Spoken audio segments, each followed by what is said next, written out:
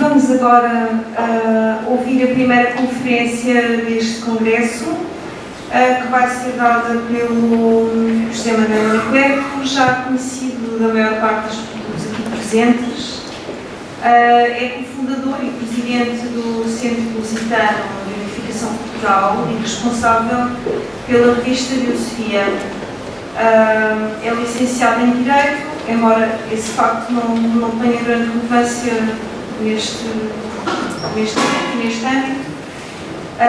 O José Manuel estuda e ensina Teosofia e as grandes tradições espirituais e sapienciais e a sabedoria perene desde há 40 anos. Escreve e publica livros sobre temáticas espirituais desde há cerca de 30 anos, como por exemplo Alexandria, o Conhecimento Sagrado, Esoterismo de Ásia, Transcendência e Imanência de Deus, entre muitos outros. Faz cursos, seminários e conferências através do Centro Lusitano de Unificação Cultural do Recife. Foi através dele que muitos dos que aqui estão presentes conheceram o manancial imenso contido na obra do Pietro Baldi, que admiro profundamente e que o Centro Lusitano tem divulgado ativamente através da distribuição e da venda da sua obra, portanto, dos seus livros, e também através da apresentação de cursos sobre os temas que são versados nos livros do Pietro Baldi. E parece muito oportuno dizer aqui que o José Manuel Leclerc e o Centro Lusitano de Unificação Cultural foram e são responsáveis por trazer o Pietro Baldi de volta para a Europa. E não por acaso essa reentrada de Pietro Baldi na Europa dá-se em Portugal, outra vez de Portugal, como capital do Quinto Império.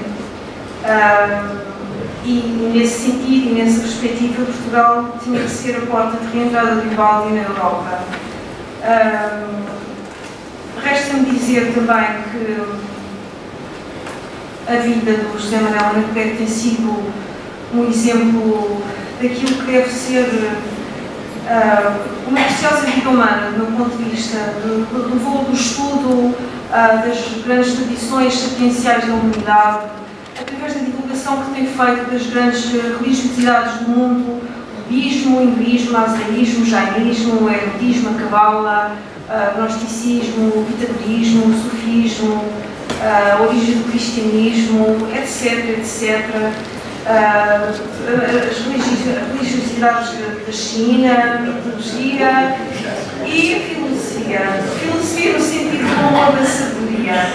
Porque, e para terminar, não vou tomar o tempo do principal orador, eu penso que é o estudo destas matérias e o amor pela sabedoria que nos pode conduzir àquilo que nós realmente somos, que somos divinos, por enquanto ignorantes desse facto. Mas é o estudo destes temas e a entrega a este tipo de saber que é verdadeiramente transformador do ser humano na divindade que é e que por enquanto ignora que é. E pronto, era isto. Peço desculpa por ter tomado o tempo do conferencista e pronto.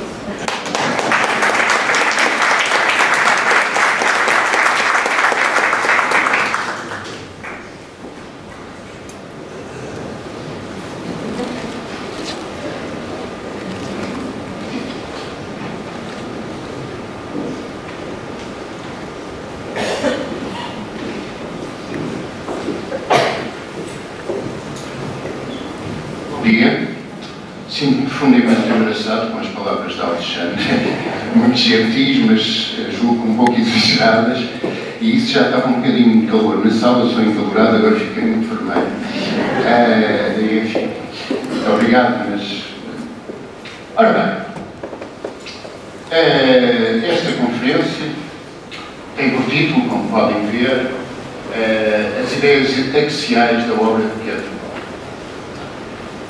Nós pensámos o seguinte: alguns dos presentes poderão ter pouco, ou porventura ainda nenhum conhecimento da vastíssima obra de Pietro Baldi.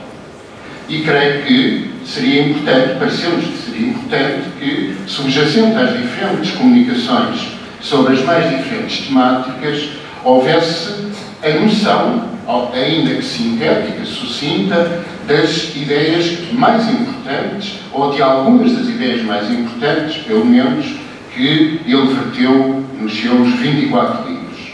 E é isso que tentamos fazer nesta conferência. É algo para que nos falta um pouco de fogo, é talvez ambicioso, visto termos em conta a imensidão e a profundidade enormíssimas da obra do nosso querido Baldi.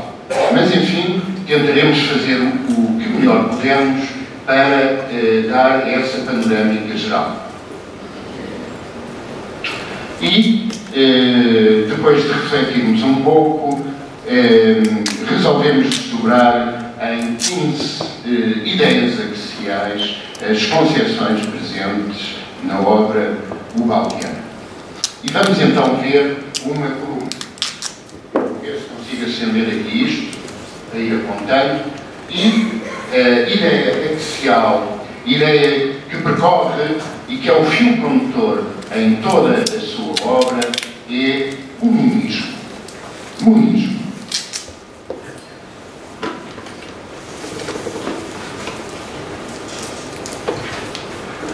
Como dizia Parménides, o que julgo Baldi subscreveria perfeitamente, o ser é e não pode deixar de ser. É impossível não querer ser.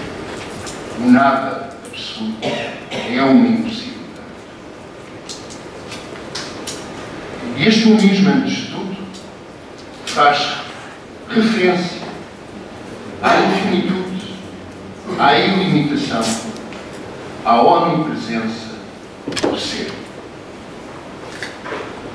Diz o Baldi, Deus simplesmente é, porque é a plenitude do ser. É a causa incausada de tudo quanto é. É a substância na qual e da qual tudo existe e fora da qual nada pode nem poderia existir.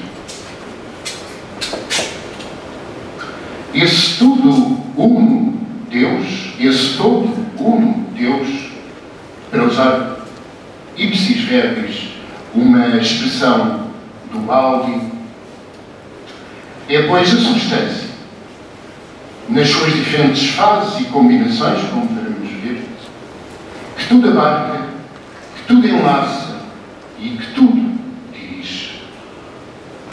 É essa natureza divina que abraça, que com graça, que dá coerência, que dá sentido, que dá lei, que unifica tudo quanto existe. E, portanto, há uma lei, diversificada depois em várias leis em que se desdobra, que é onipresente.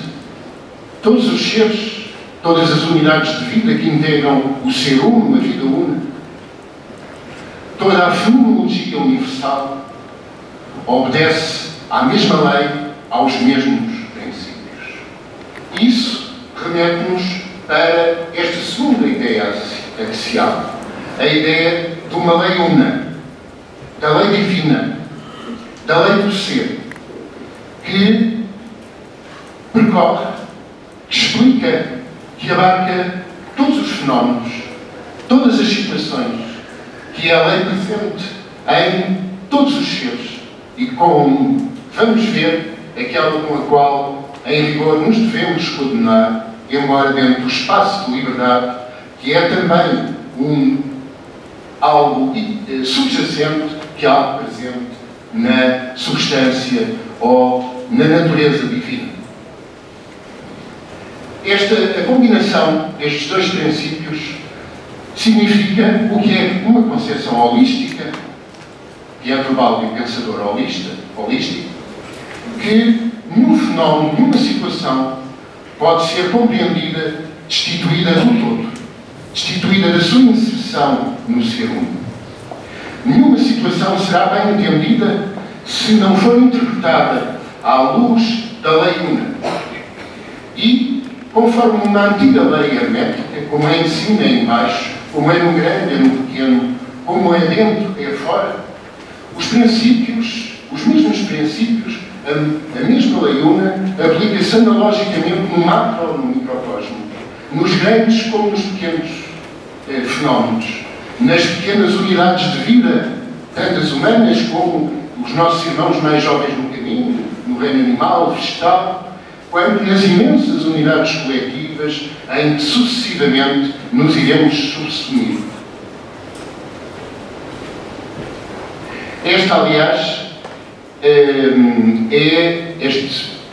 esta ideia da lei una e de um princípio de analogia que permite a essa luz interpretar e compreender todos os fenómenos e situações e dar-lhes respostas. É algo que gostaria de relacionar ainda com, muitas vezes referida, dificuldade da obra de Ubaldi. É verdade, sem dúvida, já que o dissemos, e quem quer que se dedique à leitura, sobretudo os seus livros talvez mais relevantes, como a Grande Síntese, o Sistema, Deus e o Universo, etc., que a obra do Ubaldi é de grande profundidade, de grande vastidão. Mas, ao mesmo tempo, esta noção da unidade da analogia é o fio condutor que permite interpretar e compreender todas as situações. É o mesmo fio de prumo, digamos assim, se posso usar esta expressão, que perpassa por tudo aquilo que tentamos compreender. Entendidos os grandes princípios gerais da lei, nós podemos ver à sua luz todas as situações, mesmo as mais imediatas, as mais diretas, as da nossa vida cotidiana. Aliás, conforme referi na abertura, não me quis alargar, esta combinação do conhecimento, da sabedoria e da vivência interna é outra chave para percebermos, para compreendermos, para valorizarmos a obra do Ubaldi. Ela tem uma sabedoria imensa e tem uma lógica extraordinária que se desdobra multifacetadamente. Mas, além disso, ela ressoa no nosso interior e pode ser comprovada em cada momento da nossa existência, porque nos mostra como as situações que nos pareceriam de outra forma dificilmente compreensíveis, dificilmente inteligíveis, nos pareceriam ser uma injustiça ou algo sem sentido, encontram a sua justificação, encontram a sua razão de ser, encontram o seu finalismo e, portanto, nos ajudam, nos facilitam imenso para orientar-nos, tantas vezes nos labirintos, assim nos consideramos, no que tantas vezes consideramos labirintos da existência e deste mundo complexo e tantas vezes difícil e contraditório em que vivemos. Há uma só substância que é a substância divina. Essa substância é consciente. Diz o Ubaldi, tudo quanto existe exala pensamento divino. Esta é a concepção de muitos dos maiores pensadores, tanto do Ocidente como do Oriente. A natureza está repleta de alma, está repleta de pensamento divino, está repleta de inteligência, está repleta de sentido. Tudo é consciente, embora as graduações de consciência, como haveremos de ver ao longo destes 2 dias de trabalho, sejam distintas. E tudo é vivo, ilusorismo, ilo, substância, matéria, e zoísmo de zoe, vida. Tudo é vivo, tudo é consciente. Isto conduz-nos inevitavelmente a um dos conceitos fundamentais da obra ubaldiana e que se prende com os três que já vimos, aliás, eles estão sempre interligados, que é a grande equação da substância. Há uma só substância, que é a substância divina, mas ela diversifica-se em três fases, em três modos de ser fundamentais, que são matéria, energia e espírito. Ou, se quisermos formular de outro modo, aliás, presente na obra do Baldi, não estamos a inventar nada, estrutura da forma, movimento e lei, ou pensamento divino. Ou, se me permitem, à maneira, por exemplo, teosófica, isto seria o mesmo conceito: matéria, vida, consciência.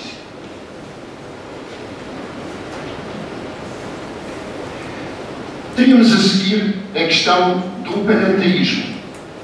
É que eu vou fazer uma referência apenas parcial, porque completarei após falarmos da queda.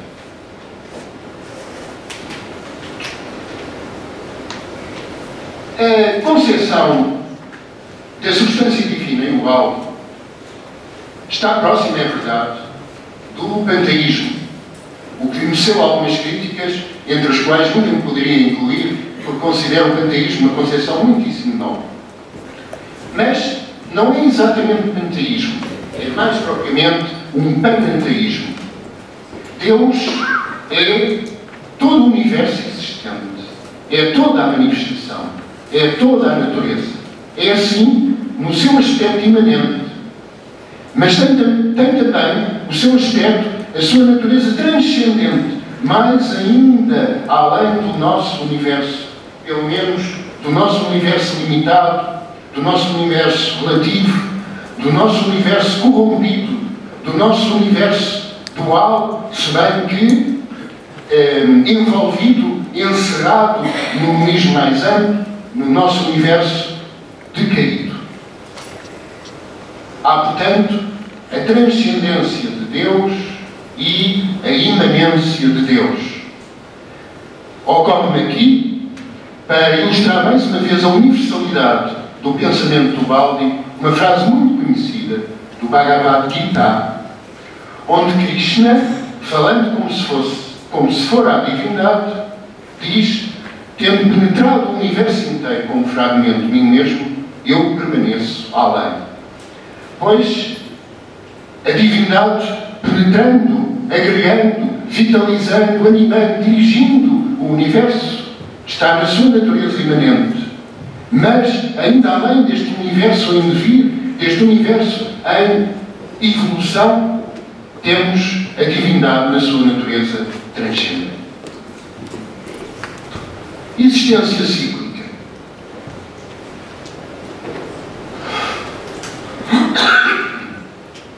Isto é algo que verificamos em tudo ao nosso redor.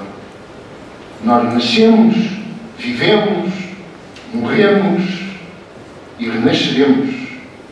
Há alternância entre os dias e as noites. Há alternância entre a expiração e a inspiração.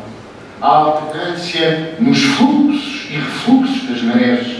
Há alternância que vemos, por exemplo, num fenómeno misterioso e maravilhoso. Talvez nunca tenhamos pensado nisso, da agricultura, não é?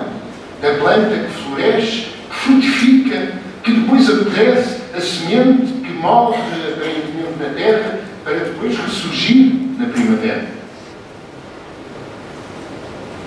E assim é com os universos, com as grandes unidades coletivas, e analogicamente assim é com o ser humano e todos os seus seres, através das vidas sucessivas, da cadeia de renascimentos ou de reencarnações.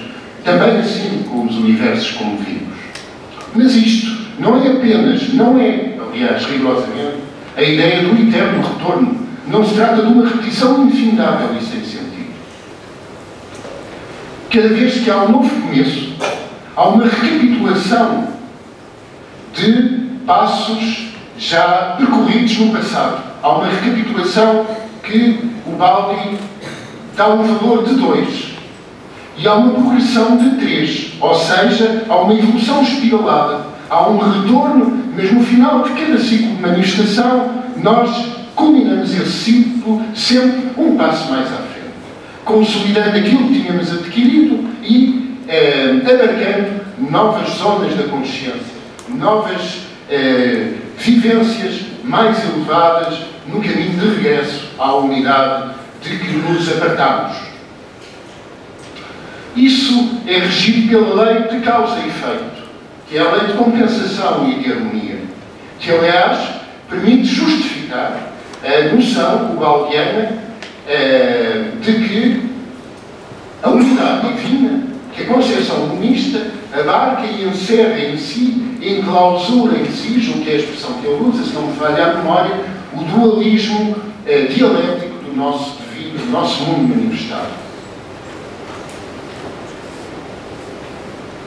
Cada causa tem o seu efeito. No fundo, a lei do karma. Karma que significa ação, mas que tem imanente, tem subjacente, peço desculpa, o sentido de reação. Cada ação tem o seu efeito e tem o seu retorno harmónico e adequado. Isto é também o funcionamento da lei una.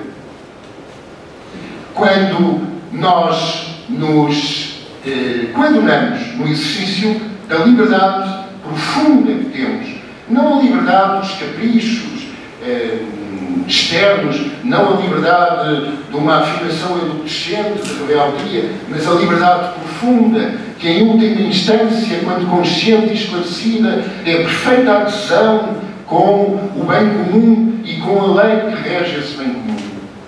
E quando nós nos coadunamos com a lei, com aquilo que corresponde aos fins da evolução, do progresso espiritual, nós recebemos determinado retorno.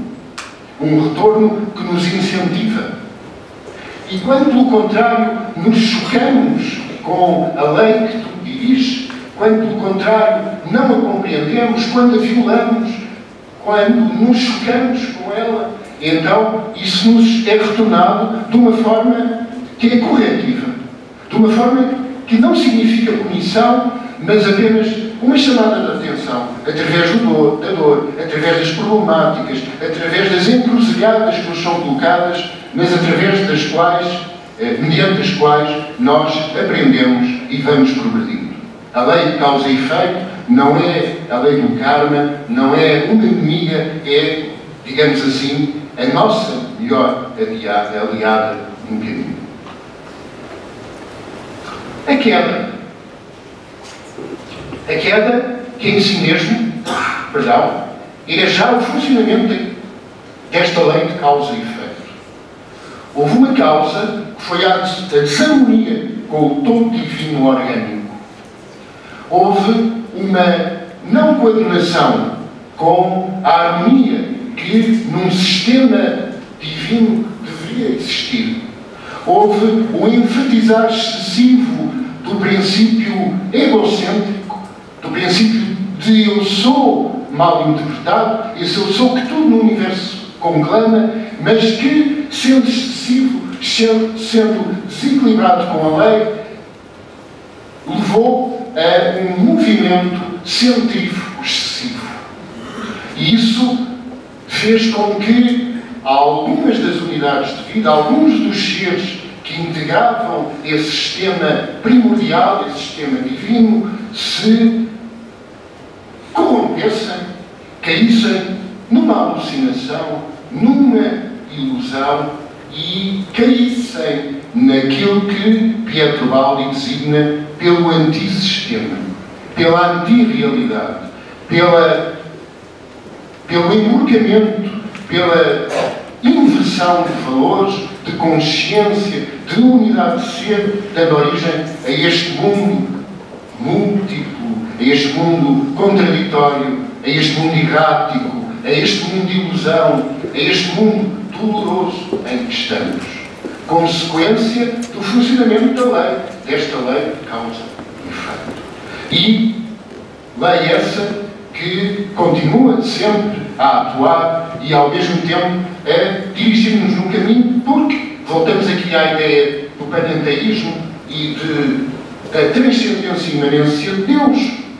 Deus acompanhou-nos O ser divino acompanhou-nos nessa queda, através da sua imanência.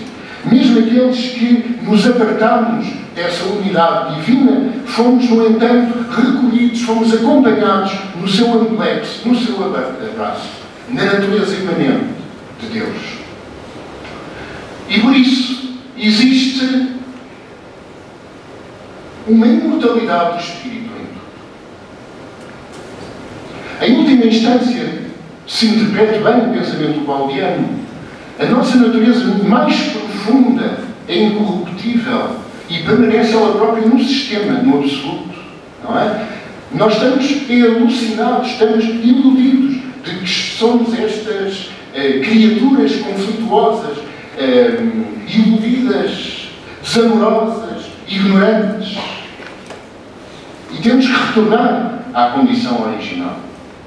Mas a semente espiritual, a semente de divindade, nessa imanência divina que acompanhou a própria queda, está em tudo. Está no ser humano, está nos animais, está nas plantas, está nos minerais, está nos átomos, está naqueles que se elevaram acima da humanidade. E todos caminhamos no retorno ao mundo, através da evolução. Não apenas a evolução da forma, como exposta, nomeadamente, pelo evolucionismo de Darwin, que fala sobretudo da evolução da forma. Mas o Baldi, não rejeitando, evidentemente, que há uma evolução da forma, certo? Fala também dos outros dois aspectos da sua equação da substância. Não é? Há também uma evolução da vida. E a evolução da forma é, em última instância, instrumental para a evolução da vida. E esta, por sua vez, torna-se consciência e temos a evolução da consciência. A progressão da consciência para formas cada vez mais amplas, cada vez mais luminosas, cada vez mais abarcantes, cada vez mais profundas. Não é? Passando das zonas que já foram a nossa consciência comum, mas que hoje são o nosso consciente, chegando à habitual, à normal consciência humana, e depois às formas evolutivas, ao nosso futuro evolutivo, aquilo que o Baldi muito bem designa como superconsciência com as suas diferentes regiões. Falaremos disso amanhã. E uma dessas zonas superiores de consciência que o grosso da humanidade ainda terá que conquistar é a intuição. A intuição no sentido magnífico que o Baldi lhe deu. Não é a intuição de que muitas vezes fala, como um palpite, como um sentimento muito vago. Não é isso. Ele disse há pouco o impacto que a obra de Pietro Baldi teve em mim. E a primeira obra que li do Baldi foi também a primeira obra que ele escreveu, que foi a Grande Síntese. E para mim foi arrebatador aquilo que li logo nas primeiras páginas acerca da intuição. A intuição que é um fenómeno de amor que conduz à verdadeira sabedoria. Para compreendermos realmente, nós não podemos permanecer em oposição, desligados dos fenómenos. O eu tem que se universalizar, tem que se ampliar, tem que se expandir. E através dos laços, dos liames, do amor, da simpatia com tudo quanto existe, então sim pode compreender. Porque se quebra as barreiras da separatividade.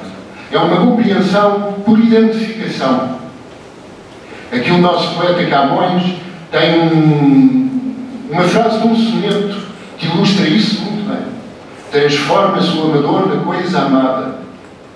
E é assim que conhecemos verdadeiramente, quando nós nos transmudamos naquilo mesmo que procuramos conhecer. É um conhecer ser. Não alargo nisto porque haveremos de falar amanhã, tal como haverá conferências, por exemplo, sobre o comunismo, aqui do nosso querido irmão Gilson, como haverá conferências sobre a queda do nosso amigo e irmão Jorge Damas, como haverá uma conferência amanhã da nossa amiga Clara Tavares sobre a ética é algo essencial em Uvalde, como sempre é nas grandes tradições espirituais. Não há ascensão, não há progresso, não há evolução verdadeira sem ética. Mas o Uvalde coloca essa questão ética de uma maneira extremamente adequada e de uma maneira extremamente dinâmica, mostrando que a ética não pode deixar de ser considerada na relatividade do que o ser a evolução pode compreender. A ética não pode deixar de ser interpretada como o nível de compreensão da lei que cada indivíduo, no seu próprio momento evolutivo, pode entender. Tratando-se de fazer o esforço para aceder a um nível superior de ética. A nossa ética comum é uma ética cautelista, do dar, do dou, para que, por sua vez, me retorne dando em contrapartida. Mas daí temos que aceder a uma ética de colaboração, a uma ética de fraternidade espontânea, a uma ética de abraçar tudo e todos sem calculismos. Sem calculismos nenhums, em última instância, nem a de sermos salvos, nem a termos um bom karma, nada disso. A ética final é de fazer o bem porque é bem. É de fazer aquilo que é devido porque sentimos a mais profunda plenitude ao fazer aquilo que, para o bem de todos, deve ser feito. Daí que ligamos esta ética à questão da ascese. Toda a obra do Uvalde contém o apelo e o conceito de uma imensa, de uma cósmica, multicósmica, porque há uma pluralidade vastíssima de cosmos. Há universos dentro do universo. Tudo quanto existe, existe num ser maior. Cada unidade integra uma unidade mais abrangente. E tudo no nosso cosmos, no nosso mundo, nos muitos mundos, sobe, se eleva, ascende. E no caso das ascensões humanas, há evidentemente muito da questão ética. Quando falamos em ética e ascese, nós pensamos imediatamente, possivelmente, pensamos de imediato na renúncia, no despojamento. Isso é necessário, sem dúvida. Nós temos que renunciar, é verdade. Nós temos que nos desapegar. Mas a ética e esta ascese é sobretudo uma ética e uma ascensão de conquista.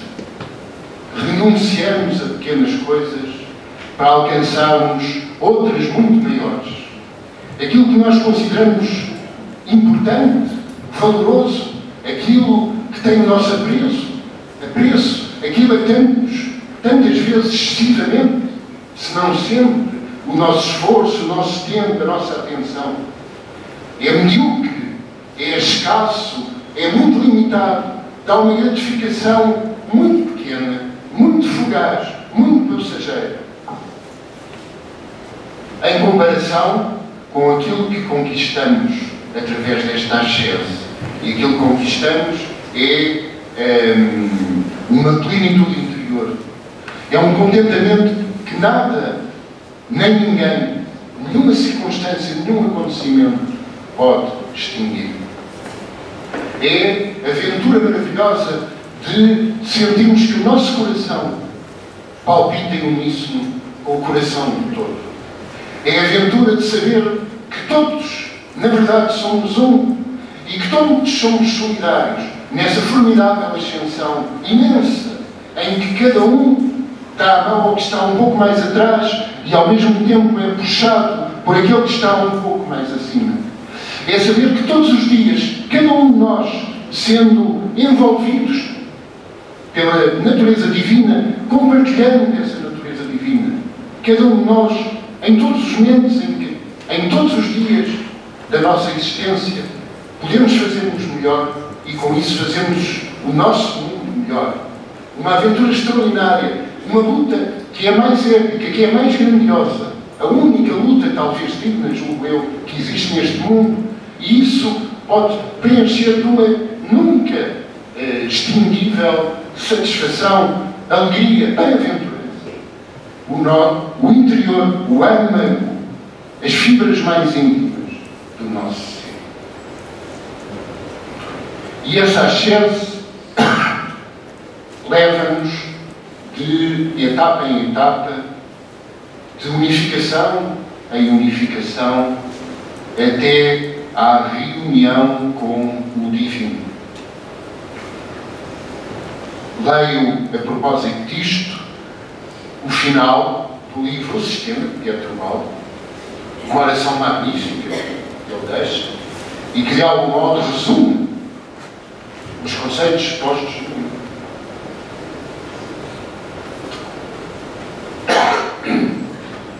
Uma ascese, portanto, dizia ele,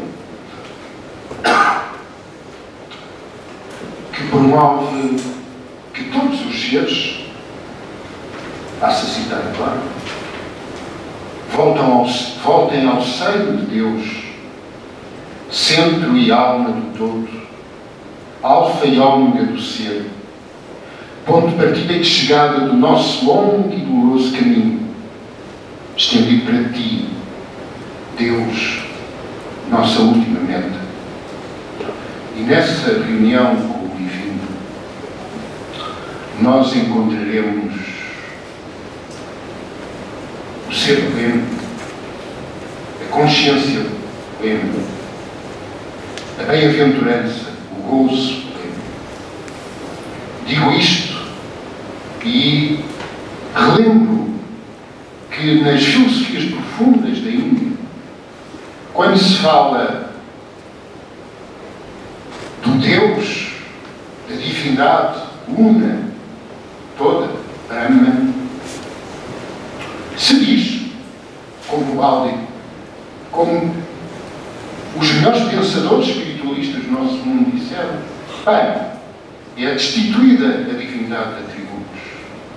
Os nossos termos comparativos, quantitativos, as qualidades ou atributos relativos, são redutoras e ilusórias face àquilo que é absoluto e ilimitado. E, no entanto, eles dizem bem, mas se no divino quisermos, à nossa maneira, do lado de cá, com a nossa compreensão relativa, referir três aspectos.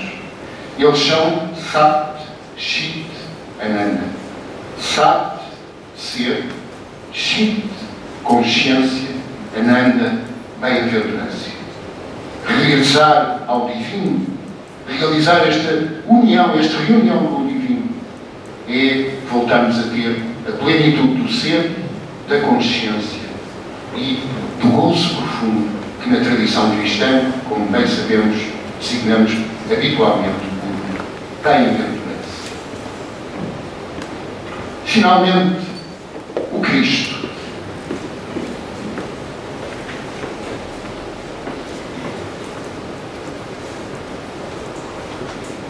O amor profundo que o Baldi por Cristo é impressionante e percorre toda a sua obra. Mas o Cristo de que fala o Baldi não é apenas o Cristo físico, humano, o Cristo que terá vivido em determinadas circunstâncias há cerca de 2 milénios atrás. É muito mais do que isso. É um Cristo místico e um Cristo cósmico. Neste sentido, fazendo sempre o cotejo com outras tradições, algo idêntico ao que encontramos no budismo com a noção do Tathagata Dharma, da natureza do Buda, ou no hinduísmo com Krishna ou com Rama, que sendo avatares do divino, podem eles próprios representar o todo divino.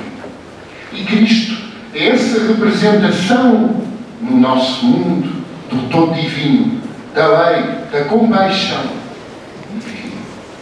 É o raio de luz que o sistema divino perfeito perfeito envia ao nosso mundo.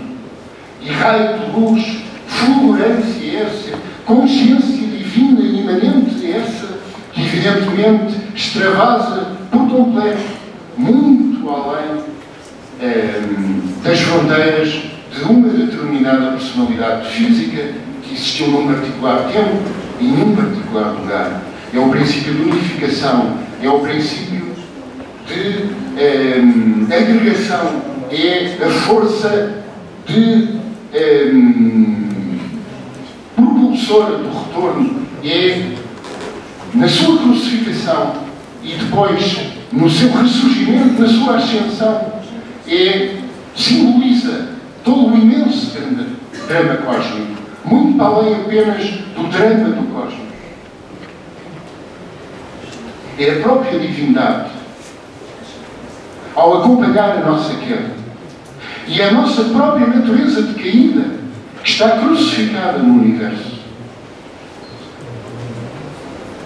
Do ponto de vista divino, isto é também o imenso sacrifício, que também aparece muito vezes no Rig Veda, como bruxa que está pregado em todo o cosmos, mas renasce e eleva-se e regressa ao mundo.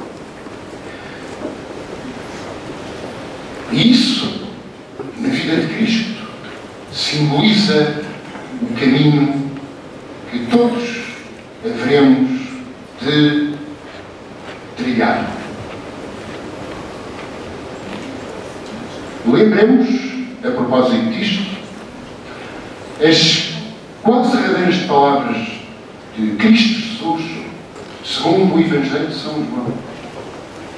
Pai, oro para que todos estejam no sol.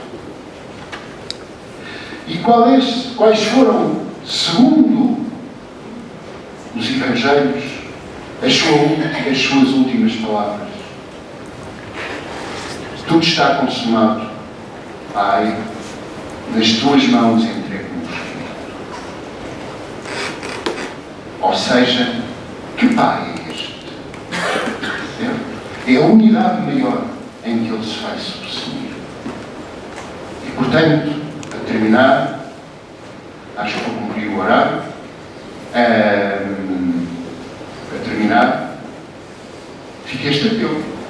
É que tenhamos sempre em nós o sonho, o desígnio, de que voltaremos a ser todos um só, na abundância inesgotável da divindade.